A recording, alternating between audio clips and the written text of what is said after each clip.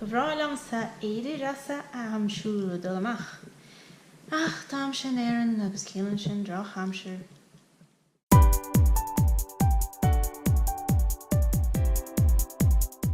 Hánach a drudaí a chreidtar a thaobh do amach sa bharna, nafuil go hiomláin fíor. Agus I measc iad siod há rudaí áirithe ann na há ciad fin géad bréagach fiú. So, trí chéan na chreisin go minic ná a haon ní féidir éadaí bána a chahabh a dó, ní féidir bróga deasa a chahabh, agus a trí brisean an gcuí ans cathpharna, so níos cathpharna có-úsáideach in Éirinn.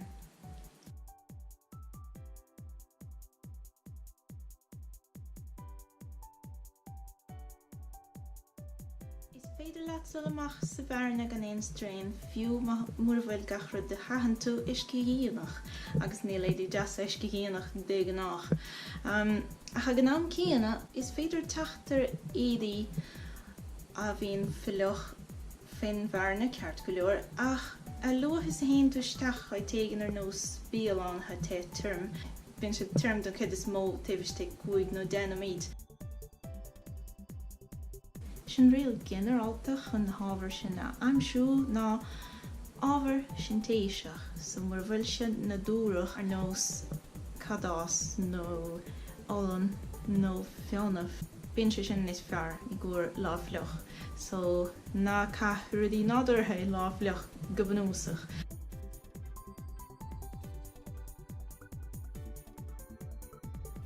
Ó hí bhéadaí bána, well, de meach sé fíor ní bhain sé riamh ábalta teachtar scaffarna bána nó éadaí snábha bána. Ach sin aibh le héadaí bána dar le hanach I daoine ná níor tha siad fleach ha cumann is do heice orthu agus is fíor sin tarlíonn sé le pí sa éadach gealla. Agus sé freagra na faibe ná teachtar rudaí ha ana chud céimnú orthu.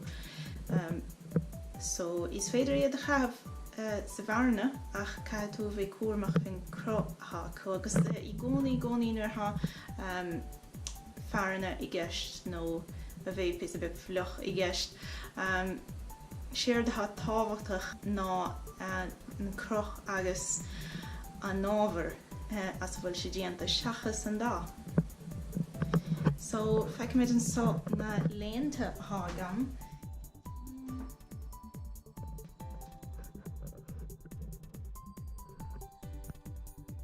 Anna chuid léanta bána agus rudaí mar sin agam agus níl mór an céimeanna orthu.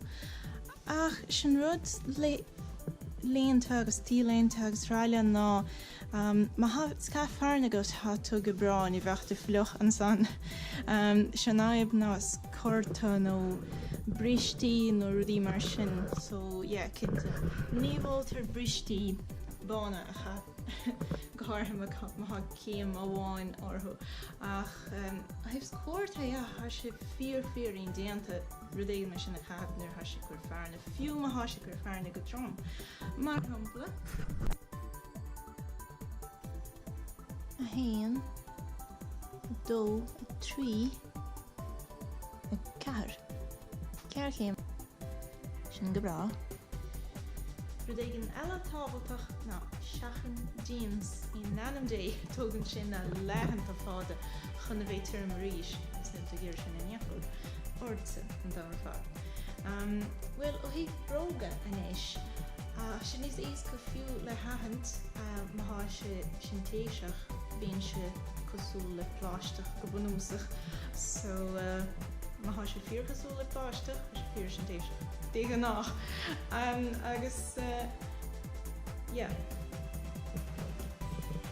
déantar bróga pláisteachas mus íoch amach, tá siad úntach cabhach nó rubber nó ábhar mar sin, tá siad anna bhealach is ábhar isciallaíonach cinnte, so sin na cóis bhfuil na bhfuilís déantar as an ábhar sin. Agus bíonn bróga mar seo anna úsáideach don cholíní freisin,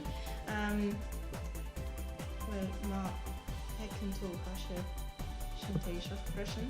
Agus tá sála tá sála anna hábhachtach go háirthe mar beidh tú I siúl haar anisce cúpla uair agus nílta gur gneach do chracan fliochan san. So má háis muirfuil mór an tála da bhuiil níos mó go loig sé sin. Yeah, so choiríonn sála go mór I lá fearna.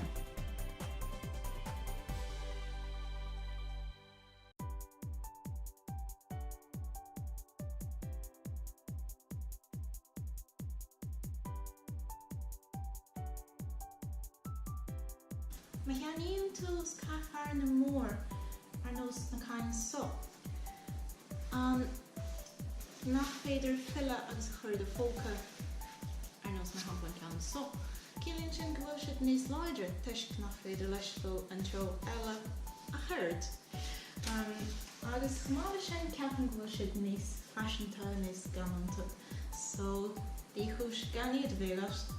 Stocí Australia bíonn an chud is mó stocí díontas ábhar nádúrtha agus isteach rudéis sin go háthar de chós agus go háir mar hat cehh broga deasa mar bíonn is mó cracan nachta acu.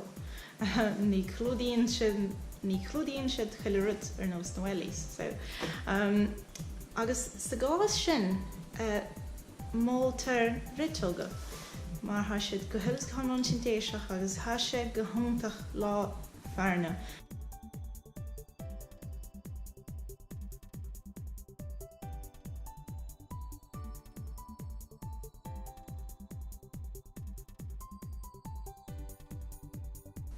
Hasúla am gur bhain sib taithdim as an bhí an sa má ha aon ceiste bhí fága gan freagra chuir déan trachttar an bhí an sa agus bé mé ragart gur míle maith goibh as bheith ag brenú agus feic me si bhrís go lua bígí linn I gcóir tuile bhí an fashion mar seo.